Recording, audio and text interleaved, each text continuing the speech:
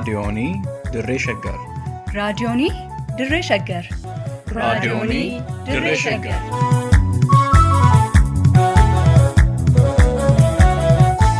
Raadiyoonii Dirree Shaggar. Raadiyooniin Dirree Shaggar torbaan guutuu guyyoodhaan galgalatti sa'aatii tokkorraa eegalee hamma sa'aatii tokkoof walakkaatti dambalii gabaabaa meetir baandii 19 kiiloo heerzii 15,415 irratti qophii dabarsuu amma jalqaba. Raadiyoonii Dirree Shaggar. Waa'ee keenya yoo itti dhiisan sila naman dhiisu dubbii keenya takkan taane.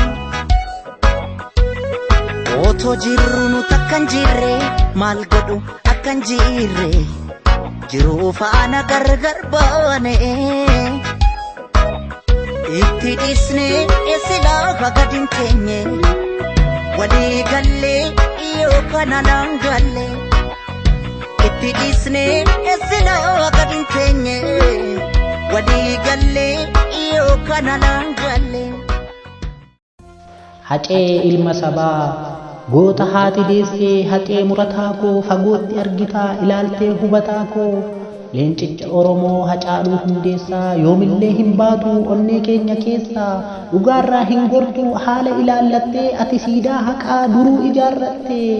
Oromoo sabni kee yoomuu siin yaadataa oolmaan kee danuudhaa kanaaf siin dhaadataa. Oolmaan kee danuudhaa kanaaf siin dhaadataa. Dhaloota hin banne sanyii warra guddaa waaqni tolchee uumee hacee karaa hundaa. Warra Looreet Tsaggaa'ee Gabramadiin Qawweessaa warra sabaaf jiraatu hin qabne fakkeessaa. Warra seenaa baree seenesse lallabee wareegama baasee ifaaje dadhabee. Addunyaa naanna'ee Oromummaa labsee warra waanjoo sodaa dhalootarraa cabse. Warra waanjoo sodaa dhalootarraa cabse. Warra haqa himee sobaddoo dhabsiise jallaa mana keessaa kallattii qabsiise. Dhalootuma waaqni Oromoodhaaf laate budaan dhiigaa baree qarqam godhee nyaate. Ilma Amboo dhaltee Oromoof arjoomte lafa garaan ga'ee dacheenis carroomte. Hacaaluu Hundeessaa goota gaafa miixuu waa'ee kee dubbatee eenyullee hin fixu. Waa'ee kee dubbatee eenyullee hin fixu. Fira fakkaatanii mana keessa fiigaa lafee nu cabsanii gadi naqaa dhiigaa dubbiin kalee miti eengadduma dabee. Gaafa daraaraan du'ee gumaa isaa dhabee. Itti qabaan kaabaan taatu itti dhammalee gantuun duruun hin naatu itti mammalee. Gaafa Amboo bituuf furmaata dhabanii ajjeesuu filatan daraaraa kafanii. Ajjeesuu filatan daraaraa kafanii. Amboo garuu qabsoo daraanuu jabeessee maseentee hin hafne goota hedduu deesse. Dhaloota qubeedhaa kan diinaaf hin naane. Isaan keessaa tokko Jaagamaa Badhaane. Gaafa dubbiin galtuuf Jaagamaan jabaatee barattoota jaaree qabsoon gad fagaatte. Qeerroo waliin kaatee yeroo diinaaf gortu Jaagamaa ajjeefte. Warri diinaaf hoogdee firaaf boolla qottu. Warri diinaaf hoogdee firaaf boolla qottu. Jaagamaa Badhaanee Hacaaluu Hundeessaa jaallan qabsoo turan hin qaban fakkeessaa. Qabsoo saba isaanii waliin jalqabanii lubbuu isaanii qaalis dhugaadhaaf dhabanii. Imaanaa Jaagamaa harkaafuu eenganne jireenya filatee qe'ee diinaan dhaqne. Haquma falmatee haqumaaf dhaabbatee qeerroo Oromootti adaraa dhaammatee. Nurraa dhoowwiyaa lammaa nurraa dhoowwayaa biyyaa didda qeerroota biyyaa jedhee fiiraaf diinatti mee humna qeerroo dhaadachaa. Gumaa dhiiga caaluuf hin eeginaa dhaddachaa hafnaa seenatu badee gallaan sabatu galchaa. Aamileen na cabee inni kaanni asaasaa diinatti mardoo himee Hacaaluun mee rasaasaa. Diinota mataa cabsee mataa sabaa ol qabee nutu lafee nyaatudha gaafa gumaansaa dhabee. Oromoodhaaf jiraattee Oromummaadhaaf duutee imaanaa eebbisaaf daadhii harkaa fuutee. Karaatti hin gannee lubbuu itti dhabdee dhiigatti cobsitee lafee sitti cabdee. Hacaaluu Hundeessaa dhiira gaafa ciniinsuu waltajjii yaabbatee gaafa namni eensu. Kan Usmaayyoof Muusaaf kan Yoosef Gammachuu osoo itti gubannu dadhabnee dagachuu. Har'allee madoofnee madaa irratti madaa garuu lubbuun nama keenyaa hanga yoomii badaa. Garuu lubbuun nama keenyaa hanga yoomii badaa. Yoom irraa dhaabbata hanga yoomii duunaa. Baalli moo'ichaa moo kan boo'ichaa dabareedhaan fuunaa. Erguman dhaladhee gaaffii kanan baadhaa mee warri siniif galee deebisaa nuuf laadhaa. Osoo addan qoonne maanguddoo fi hayyuu kallattii nuuf ka'aa madaan keenyaa fayyuu. mi waaqanuuf kadhaa qaalluu sheekii qeesiin yoo badii qabaanne beeknee sosoon beekiin yoo badii qabaanne beeknee sosoon beekiin dhiifama nuuf godhii yaa rabbi yaa uumaa gufuun heddumatus abdiin keenya sumaa harka namaa dhabne qaroo abdii boruu yaa waaqa nurraa kaasii warra lagaaf yaadee fira isaatti moruu goonni tokko du'uus hedduutu dhalataa dhaloonni qubeetiin wal jalaa barataa waliin rakkoo furaa waliin mari'ataa ammamuu jabaatu irreen garboonfataa ammamuu jabaatu irreen garboonfataa hacee abbaa dhugaa hacee abbaa haqaa diina hoo dhaabbataa atin beektu baqaa kutataa ilma sabaa atin qabdu naasuu oromoon hin dhiisuu citii du'a kee hanga ifa baasuu haala ilaallattee dhugaan hin golgitu diina waliin nyaattee firaan hin mormitu haqummaaf dhalatteetu haqummaaf jiraatte kanuma beektuufuu saroonni si nyaatte kanuma beektiifuu saroonni si nyaatte galma ga'uu malee kaayyoon kee hin gu'u dhaloonni baay'eedha kan bakka si bu'u qaamaan si dhabnuyyuu mul'anni keen du'u qaamaan si dhabnuyyuu mul'anni keen du'u. Fiittani hima asaase asaasiin asaasiin asaase dubbii hunda dibdee kanas dibde kanaafoon gadqabeen ofitti asaase.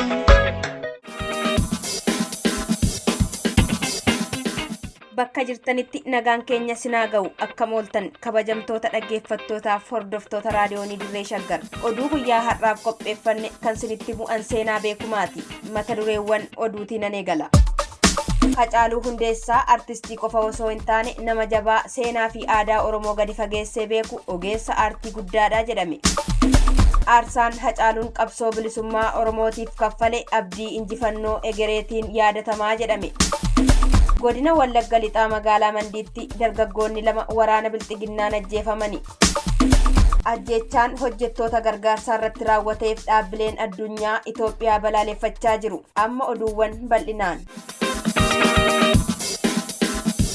Hacaaluu Hundeessaa artistii qofa osoo hin taane nama jabaa seenaa fi aadaa Oromoo gadi fageessee beeku ogeessa aartii guddaadha jedhan ogeessonni fakkii raadiyooniin Dirree Shaggar dubbise. Suuraa Hacaaluu hanga afaan baasee dubbachuu danda'utti kaaseeraa kan jedhu ogeessi fakkii Jiree Laggasaa suuraa qofaan osoo hin taane Hacaaluu kallattii garaagaraan yaadannaa jedheera. Suuraa isaa kaasuu qofa osoo hin taane waan baay'eetiin yaadadha. Suuraa Haceellee bifa garaagaraatiin haala ibsamuu danda'uun haala afaan baasee dubbachuu danda'uun baay'een kaasee. Uummanni Oromoo albemii Hacaaluu haaraa bitachuun yaadannoof ol kaachuu akka qabu dubbatee namoonni CD albemii Hacaaluu Hundeessaa irraa waraabanii gurguran immoo akka irraa of qusatan dhaamee jira. Albemni kun mana nama hunda seenuu qaba kan jedhu abdiin qaba. Namoota koppii gurguruuf yaalii godhanillee akka irraa of qusatan ammumaan qaban dhaamsa guutuu Oromoof dabarsuun barbaada. Artisti Hacaaluun nama umurii isaa xiqqaa keessatti hojiiwwan gurguddaa hojjechuun beeknuu fi nullee isa jalatti guddannee kan jedhu ogeessi fakkii Nagaa Abboomaa ani suuraa Hacaaluu Hundeessaa yeroon kaasu waanan gumaa isaa baasaa jiru natti fakkaataa jedha. Oromoon torbee tokko qofaaf waa'ee Hacaaluu kaasee manatti deebi'uu osoo hin taane gumaa isaa baasuu akka qabus dubbateera. Artist Hacaaluu jechuun akkuma beekamu hojii gurguddaa hojjetee umurii isaa xiqqaatiin waan gurguddaatiin isa beekna. Isa jalatti guddinne jechuun nan danda'a waan baay'ee sadarkaa umurii isaatii ol kan inni Oromoo hojjete Hacaaluu nurraa galaafatanii erga galaafatanii Oromoon garuu taa'uun qabu gumaa isaa baasuu qaba kallattii hundumaatiin ani waan hin danda'uutiin gumaa Hacaaluu akkam baasaa jiruttan beeka Oromoon inni kaanis kallattii garaagaraatiin gumaa Hacaaluu akka baafatu dhaamsa koon dabarsa jechaadha. Namoota eebba albemii Hacaaluu Hundeessaa irratti argaman daangessuun yakka lammataa maqaa Hacaaluun uummata Oromoo irratti hojjetame ta'uus dubbateera. Dhumarrattis magaalaa Finfinnee keessatti siidaan Hacaaluu dhugaatti dhaabbatee siidaan nafxanyootaa dhabamuu akka qabus dhaamsa dabarfatee jira. Uummanni Oromoo ammas gumaa Hacaaluu baasuutiif duubatti deebi'uu akka hin qabne torbee tokko yookaan 2 qofaa waa'ee isaa dubbatee yookaan feesbuukii irratti yookaan miidiyaa garaagaraa irratti piroofaayila godhatee taphachuu qofa osoo hin taane gumaa Hacaaluu baasee dhuguma siidaan Hacaaluu Finfinnee keessatti dhaabbatee gamoon nafxanyootaa jiguu qaba dhaamsa kanan dabarsa Oromoo fi. Hacaaluun artistii qofa osoo hin taane nama jabaa seenaa fi aadaa saba isaa gadi fageessee beekuu fi ogeessa aartii guddaadha kan jedhu ogeessi fakkii Masfin Birhaanuu immoo Hacaaluun seenaa dalagee darbeera. Oromoon immoo albemii isaa bitachuun oolmaa Hacaaluun isaaf oole mirkaneessuu akka qabu dubbateera. Ogeessa aartii guddaa seenaa sirriitti gadi fageessee beeku tokko nama hubataa nama barataa nama baratedha beektan seenaa tokko nuuf kaa'ee darbeera sii gadee haceen. Kanaafiyyuu uummati Oromootu hundumtuu dargaggoonnis ijoolleenis irratti hirmaatanii wanta kana seenaa goone darbine inni seenaa hojjetee darbinu seenaa tokko kan walleeyyuu gargaarre akka nama tokkotti albeemii tokko bituun wanti ulfaatu miti fiiga. Hundumtiyyuu tokkotuma irratti hirmaateeti akka waliigalaatti seenaa guddaa tokko hojjennee kan jireen amanaa jechuudha. Ogeessi fakkii Biraanuu Guutaas artist Hacaaluu Hundeessaa naman aartii keessatti hedduu dinqisiifadhuu fi kabajadhuudha jedha. Hacaaluu egaa aartii keessatti hedduu isa dinqisiifadhuu fi naman hedduu kabaja qabuufidha kan jaaladhusidha. Hacaaluun hojii aartii kanaa akkan jabeeffadhuuf nama yaadota gaggaarii naaf qoodaa ture nama jaalala kennee xiqqaa guddaarraa jaalala horatuu fi qoosaa beeku akka ture Birhaanuun ragaa baha. Hedduu yaada na ciccimsan hedduu yaada gaggaarii na laate na bukkee deeme yeroo sana bokkuu koonaa jedharreedha jechuudha baay'inaan sagalee humtisaa turre keessa kooti hin baduun ni beekta. Ergaan uummata Oromootiif qabu egaa namni hundi keenya namni ani Oromoodha jedhee waa'ee Oromummaa isaatiif quuqamu hundi isaa jechuudha. Albama kana orijinaala isaa of harkatti qabachuu qaba jedhee yaada. Wareegamuun Hacaaluu Hundeessaa aarsaa qabsoo bilisummaaf kaffalamee fi abdii injifannoo egeree waliin kan yaadatamudha jechuun KFO'n ibsi. Ibsi KFO'n kaleessa waxabajjii 20 bara 2013 baase qabsoo uummata Oromoo namoota qaalii akka Hacaaluu aarsaa kaffalsiisuusaa yaadatee kunis akka uummataatti abdii kan nu kutachiisu osoo hin taane abdii injifannoo egeree kan nu agarsiisudha jedha. Qabsoon bilisummaa akka laayyootti kan lakkaa'amu osoo hin taane lubbuu namoota qaalii galaafatee galmagaa jedheera. Hacaaluu Hundeessaanii ajjeefame malee hin duune kan jedhu ibsichi ajjeechaa Hacaaluun booda sa'aatii muraasa keessatti miseensotni KFO koree hojii raawwachiiftuu dabalatee hanga aanaatti kanneen jiran jumlaa fi matayaadhaan funaanamanii hidhamuu eera. Ajjeechaa Hacaaluus ta'ee hidhamuu miseensotaa wanjoo hacuuccaa hawaasaa irratti jabeessuuf akka ta'e mootummaa qofa osoo hin taane KFO's ta'e hawaasni sirriitti akka hubatu addeessa. Hacaaluun ajjeefamuusaa qofa osoo hin taane biyya olaantummaan seeraa jira jedhamee lallabamuuf keessatti haqa dhabuunsaa guddaa akka nama gaddisiisu ibsichi eeree Hacaaluunis artistii qabsaa'aa haqaa fi nama falaasamaa uummata Oromoo ta'ee kan xobbee xoolage ta'uu ibsa. Sagantaan Hacaaluu Hundeessaa madaalu tokko fuulduratti hanga qophaa'u miseensonni deeggartoonni fi Oromoon hundi dhibee koronaa kana tilmaama keessa galchuun waxabajjii 23 bara 2013 yookaan akka lakkoofsa Awurooppaatti waxabajjii 30 bara 2021 bakka argamutti maqaa Hacaaluu Hundeessaatiin dungoo yaadannoo qabsiisuun qabsoo bilisummaa akka mul'isu KFO'n waamicha dhiyeessa. Qeerroowwan lama maqaan isaanii Gammachiis Teessoo Moosisaa fi Yohaannis Teessoo Sanbataa jedhaman godina Wallagga Lixaa magaalaa Mandiitti waraana mootummaa Bilxiginnaatiin ajjeefamuun beekame. Akka maddeen keenya ibsanitti qeerroowwan kunneen jimaata darbe magaalaa Mandii ganda Waankiitti osoo daandii irra deemaa jiranii waraana mootummaatiin karaa irraa dabsamanii gara kaampii waraanaatti akka geeffamantu himama. Sanbata ganama immoo mooraa waraanaa keessaa baasuun bakka Guutee jedhamutti ajjeefamanii reeffi isaanii akka argame namoonni itti dhiyeenyaan hordofaa turan raadiyoonii Dirree Shaggaritti himaniiru. Rakkoolee hammaataa waraanni Bilxiginnaa fi waraanni ergisaa gara jabinaan uummata godina Wallaggaa Arfan irratti raawwachaa jiran daran ulfaataa ta'uu fi jabaachaa akka dhufe gabaasaa turuun keenyan yaadatama. Ameerikaa, Gamtaa Awurooppaa fi Gamtaan Afrikaa ajjechaa waxabajjii 18 bara 2013 naannoo Tigraay keessatti hojjettoota dhaabbata gargaarsaa ogeessota fayyaa daangaa maleeyyii irratti raawwatame balaaleffatanii.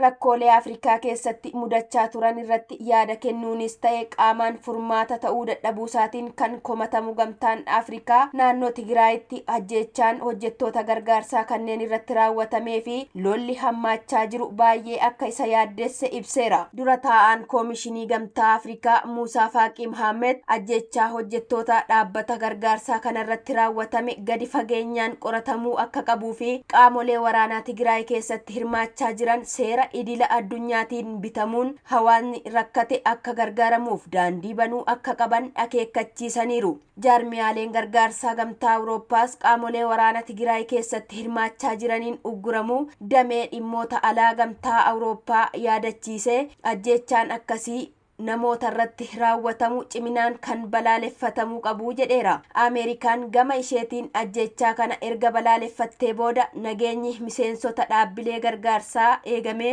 uummata rakkateef walabaan hojiin gargaarsaa namummaa akka hojjetamuuf haala mijeessuu irratti dirqamni mootummaa Itoophiyaa irra jira jetteetti. Dubbii himaan dippiloomatii US Ned Price qaamni ajjechaa kana raawwate hatattamaan qoratamee itti gaafatamuu qabaa jedhaniiru. Egaan dhaggeeffattoota keenya oduuwwan guyyaa har'aaf qabnu kanumaan gahammaati. Qophiilee keenya hafan waliin tura. Beekamoo wallaalaa kam komannaa nuuf hin gallee rakkanne akkam taana wal guduunfuuf.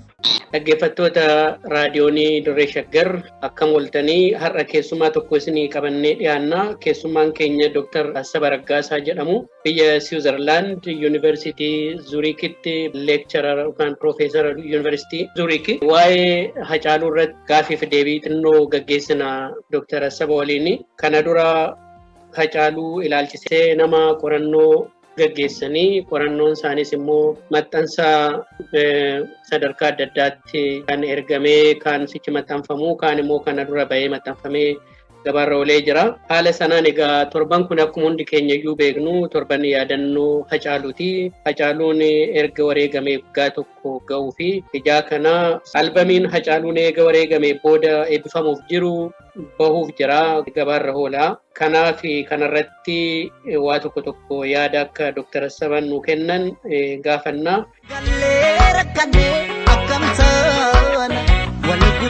Egaa Dr. Asaaba anaa dhufu isiniin jedha.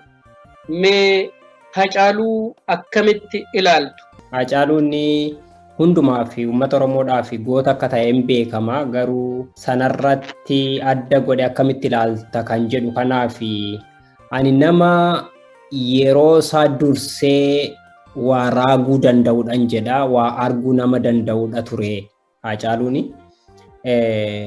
Waan amma yeroo inni jiraate sana uummata Oromoo irratti ga'aa ture hubachuu otoo hin ta'in kana artistoonni keenya baay'een iyyuu hin hubatu. Namni siyaasa keessaas inuma hubata. Garuu kan fuulduratti ta'uuf jiru namni hubatee xiinxalee beeku sanammoo karaa ogummaa qabuun uummatatti namni dabarsu nama addaadha jechuudha. Kanaaf karaa tokko Hacaaluun nama yeroo isaa dursee waa hubachuu danda'edha. Ambiraan seenaa gadi fageenyaan sirriitti beekee waan dubbatu tokko waan sirbaan geerarsaan uummataaf dabarsu tokko dhalootatti darbuu kan danda'u seenaa irratti hunda'ee nama kana qorataa seenaa tokko oolidha jechuu nan danda'a. Hacaaluun quuqamanni uummata Oromoodhaaf qabu hundumatu beekaa. Akkamitti kutannoo inni qabullee gidiraa keessa taa'ee haala rakkina keessa taa'es nama waa'ee gidiraa uummata isaa irraa dudduubatu hin jedhin nama tana ogummaa isaatiin uummataaf dabarsaa turedha jechuudha. Waa'ee isaa kitaabni iyyuu barreeffamee ibsee hin danda'u waan ta'eef gabaabaamatti garuu jechoota kana sadaniin inni ibsa jechuudha. Nama yeroo isaa dursee waa hubachuu danda'e, waa raaguu danda'edha. Nama seenaa gadi fageenyaan beekee seenaa sana immoo karaa aartiitiin uummatatti dabarsedha. Kutannoodhaaf jiraatee kutannoo isaatiin immoo nama wareegamedha jedheen ibsuu barbaada jechuudha. Galatooma Dr. Asaaba. Egaa artistoonni Oromoo qabsoo Oromoo fineensuu irratti karaa adda addaatiin uummata kakaasuu irratti gumaachi isaan godhan guddaadha. Hundi keenya iyyuu kanan hubanna. Tokko lama jennee isaan lakkoofnee hin fixnu. Gaaza qabsoo Oromoo ta'anii qabsoo Oromoo fuulduratti dhiibaa uummata dadammaqsaa turaniiru. Hacaaluun egaa akkuma beeknu isaan keessaa tokko. Artistiin hundumtiyyuu waan addatti isa ibsu qaba. Mee Hacaaluu maaltu addatti baasa jennee kamitti ibsuu dandeenya? Dhugumadha. Mee kana xiqqoo ishee bal'isnee waa'ee artistoota Oromoo waa dubbadeen garasitti dhufa. Artistoonni Oromoo qabsoo Oromoo keessatti iddoo guddaa qabu. Inni kaan karaa seenaa Oromoo ibsuudhaan innichi kaanii aadaa ibsuudhaan inni kaan warraaqsa gidiraa uummanni keessa jiru ibsuudhaan ogummaa qabaniin aarsaa guddaa kaffalaniiru sanas kaffalaa jiru. Ammumallee kan kana haala rakkisaa keessatti kan kana hojjetan jiru jechuudha. Hacaaluu san keessaa tokko ture garuu adda kan isa godhumu waan baay'ee qaba. Namni kennaa qaba waan ittiin hojjetuu fi artistoonnis kennaa qabu. Inni kaan kennaa isa sanaan ammam akka uummata of duukaa hiriirsu sun mataan isaa kennaa guddaadha jechuudha. Waan guddaan tokko Hacaaluun qabu yeroo isteejii irratti ba'u yeroo waa tokko aartii sanaan yookaan sirba sanaan geerarsa sanaan yeroo dabarsu uummata keessa waan jiru waan miira uummataa keessa jiru waan dabarsuu fi seenaa irratti hunda'ee dhugaa irratti hunda'ee fi gara fuulduraa kan dhufuuf jiru irratti hunda'ee waan dabarsuu fi gadi fageenyaan miira namaa mo'achuu danda'a. Waanuma barbaade yoo inni sirbe jechuudha. Hunduma isaa keessaati miira namaa harkisuu kan danda'udha. Kuni kennaa addaadha. Namoonni sirbaan beekamuu danda'u garuu hundumatu miira uummataa harkisa miti. Inni afaan sanallee dhageenyes innichi afaan beekus inni waa'ee seenaa sanaa beekus inni waa'ee siyaasa sanaa beeku inni hin beeknes sanaaniin mo'ameera jechuudha. Mo'ateera Hacaaluun uummata kana yookaan immoo impireeshinii uummataa kana miira uummataa mo'ateera ture jechuudha. Suni waan adda isa godhu tokkodha. Kennaadha jechuudha. Inni lammaffaan akkuma dura jedhe nama xiiqiif jiraatee xiiqiidhaan wareegamedha. Adda isa godha kun. Kana jechuun hin beekna gaa sirboota isaa kan inni ittiin baay'ee beekame keessaati warri 2017 naannaa sanarratti warri fakkeenyaaf maalan jiraanii jirraanii miliineemiitti galma miliineemiitti kan inni geerarsisu hundisaa haala rakkina guddaa keessa namni waltajjii akka sanaatti ba'ee waa ibsuu yeroo hin dandeenye keessattidha kan inni sana hojii gurguddaa sana hojjete jechuudha. Kana jechuun jireenya isaa mijeeffatee jiraachuu nama danda'u ture garuu sana hin barbaanne xiiqiidhaafidha jiraate aarsaa kan barbaachisaa ta'e illee kaffaluu fi nama kutannoo qabu ture jechuudha. Kuni baay'ee adda isa godha jechuun artistoonni akka kanaa hin jiran jechuu miti garuu kan isaa hundumarra addadha. Namni haala tokko keessatti beektonni adda addaa haala tokko keessatti aarsaa kaffaluu danda'u warri siyaasaas akka kanaa gochuu danda'u garuu kan isaa itti fufiinsa konsiistensii qaba. Yeroo isteejii argate sanatti fayyadamee erga ciccimaa dabarsa. Fakkeenyaaf wantoonni lamaan tokko kan inni tuquu barbaadu yeroo galma miliineemiitti gaafa geerarsa sana dhiyeesse waa'ee jirtuu kan jedhu sunii fi pirezidaantii Isaayyaas Afewerqii gaafa inni dhufeennaan isa fuulduratti nurraa dhorkaa yalammaa nurraa dhorkaa biyyi ta'uu danda'an qeerrootti dhaama kan jedhu suni erga isteejii xiqqoo tokko argatee waltajjii xiqqoo tokko argatee erga gurguddaa seenaaf ta'u nama dhaammachuu danda'edha jechuudha. Oromoon biyya diigaaree biyya ijaara malee akkamiin rafnee bul'anu too jaalala jenna diinni ammas nuun ciisne kunoo mi'eessoon galee rasaasaan nu waxalee nurraa dhoowwi yalammaa.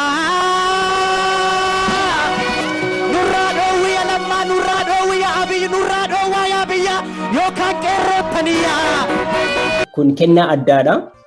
Waan adda isa godhudha. Kun immoo maal agarsiisa? Gootummaas agarsiisa. Sodaa hin qabu, kutannoo qaba, sanaaf jiraate jechuudha. Akkanaan ibsuun barbaada. Hayyee waan yaadachiiftanii Dr. Asaba waan Hacaaluun naa waltajjii argate farda goojii argate jechuudha. Farda dirree argate jechuudha. Farda collee farda fiigu yoo lugamallee qabde hin dhaabatu. Hacaaluudhaaf waltajjii jechuun akka biraa gaafa waltajjii sanarratti nurraa dhoowwu yaa biyyi nurraa dhoowwu yaa lammaa yoo dide qeerrootti himaa gaafa jedhu sana ennaa uummanni keenya kara bahaatii miliyoonaan buqqa'ee jedhu xiyyeeffannaa gahaan arganne ture. Sana booda kan abdii ileellee to'annaa jala oolee uummata keenyarraallee dararaan sun ajjechaan suni dhiibbaan sun kan dhaabate jechuudha. Kana jedhee Dr. Asaba Hacaaluu egaa uummanni keenya yaadataa jira. Alattis biyya keessattis yaadataa jira. Mee Hacaaluun akkamitti yaadatamuu qaba? Maaliin yaadatamuu qaba? Dhugumadha. Hacaaluun jalqaba akka goota Oromoo tokkootti akka goota saba isaaf jiraatee saba isaaf wareegameetti yaadatama. Garuu siyaasa Oromoo keessatti fi siyaasa biyya sanaa keessatti akka nama haala siyaasa sanaa jijjiiree keessumaati haala siyaasa Oromoo addunyaatti ibsu irratti illee gahee guddaa akka nama taphatee tokkottidha kan inni yaadatamu keessumaa ajjeefamuunsa. Miidiyaan addunyaa dhaabbileen addunyaa gurguddoon sana beekanii kana jechuun siyaasni biyya sanaa mataansaa walxaxaa akkamitti akka ta'e akkuma du'a nam tokko nama ordinary jedhamu nama akkuma carraatti du'e tokkotti tun taane nama siyaasa sana keessatti ga'ee guddaa akka taphateeti jechuudha. Maaliif erga sana wantoota baay'eetu jijjiirame. Erga inni wareegameeti wantoota baay'eetu jijjiirame siyaasa biyya sana keessatti dhaabbileen siyaasaa baay'een isaanii keessumaa dhaabbileen siyaasaa Oromoo baay'een isaanii akka isaanii dirree siyaasaa keessaati dhiitaman kan ta'edha. Baay'een namoonni siyaasaa baay'een isaanii akka hidhaman kan ta'e erga sanaati. Siyaasni Oromoo illee jijjiirame jechuudha gara biraatti. Sana duwwaa otoo hin taane Oromoonni akka inni waa'ee siyaasa isaa waa'ee garee gara fuulduraa isaallee akka inni beekus godheera. Aarsaa kaffaleera jechuudha siyaasa Oromoo keessatti Oromoon of beekuu isaarratti inni cimti xiqqoo isheellee burjaajii keessa ture garamitti deema siyaasni biyya sanaa kan akka jedhu akka inni sana xiinxalee sirriitti hubatullee godheera. Kanaaf Haacaaluu kan inni yaadatamu akka nama goota Oromoo qabsoo Oromoo keessatti iddoo guddaa tokko taphatee yeroo jiru irratti sana taphatee du'uu isaatiinis immoo gahee guddaa tokko akka nama taphateetti yaadatama jedhee yaada. Tokkicha koo mootii hundaa walii galiitii nuu toli. Kun dhugaadha garuu mee Haacaaluu yaadanna yoo jenne maal goonee haa yaadannu akkaataa kamiin haa yaadannu kan jedhu irratti xinnoo ishootu nu ibsitanii. Inni waan baay'eetiin yaadatamuu danda'a. Inni guddaan tokko akkuma amma kana ta'aa jiru irratti akkuma isinillee qopheessaa jirtan irratti yeroo sana torban isaa jedhanii yaadachuun kun waan guddaadha. Garuu odoo danda'ame beektonni keenya keessumaatii iddoo guddaa kennanii fi hojii inni hojjete sana akka addunyaatti beekamu gochuun barbaachisaadha afaan adda addaattiin. Maaliif hojiinsaas du'uunsaas gahee guddaa waan taphateedha waan ta'eef beektonni kanarratti barreessanii kitaabaanis ta'uu danda'a barreeffamoota adda addaatiin ta'uu danda'a tokkoffaa sana addunyaatti beeksisuun barbaachisaadha. Hojii masaayyuu sanaa booda immoo yoonni gara fuulduraatti illee haalli isaa adda ba'ee akkaataa ajjeefamuu isaa wajjin wal qabatee baayogiraafii isaas ta'uu danda'a. Walumaa galatti waa'een isaa addunyaatti beekamuu dhaloota keenyattis dhaloota Oromoonis sirriitti beekuu qaba waan ta'eef jechuudha. Namni hojii isaa duwwaa YouTube irraa yookaan waan biraarraati dhaggeeffatu sana qofaa ta'uu hin qabu. Barreeffamee karaa adda addaatiin dookumentariitiinis ta'uu danda'a waan biraatiin. Ambiraanii warri seenaatiin yookaan immoo arkaayivii adda addaatiin hojjetanii inni kaan immoo karaa muuziyeemiis ta'uu danda'a gara fuulduraatti iddoo mijatutti waan suni material culture kan waan sana argisiisu biyya keessatti illee iddoo tokko tokkotti siidaan kan dhaabbates jira garuu amma isaa malutti miti. Sun gara fuulduraatti akka kanaatiin yaadatamuu hin danda'a. Isa torban kana amma kana duwwaan jedhaa jira miti akkamitti yaadatamas jedhuufidha kan hin jedhe. Kaani egaa torbanoota dhufanii guyyoota amma gara fuulduraatti guyyaa 2-3 amma hafee jiru kana waggaan isaa yeroo yaadatamu akkuma amma miira namoota keenya iddoo hundumarraati argaa jirru irratti gaddaanidha kan yaadannu gaaffiin qabu suni. Waggaan tokko guutuun kun iyyuu waggaa gaddaadha jechuudha Oromoodhaaf. Kanaaf karaa danda'u nichi artistoonni gurmuun artistootaa karaa isa ibsuu danda'anitti beektonni karaa isa ibsuu danda'utti inni waa'ee mirga namaaf falmullee karaa dhaabbilee mirga namaattiin karaa waa'ee isaa ibsuu danda'uun hundumti karaa waa'ee isaa ibsuu danda'u yaadachuuti gaariidha deemaa yaada. Dr. Asaffaa Raggaasaa Yuunivarsiitii Zuuriik irraa waan yaadanuu laattaniif galatoomaa isiniin jennaa galgala gaarii qabaa. Jechuuf jiru miti bakka jirruutti jira nuugamteetti bakka biisitti yoona jiru jechuuf jiru miti yaa Rabbi bakka jirruutti jira nuugamteetti qabi. raadiyoonii dirree shaggar raadiyoonii dirree shaggar raadiyoonii dirree shaggar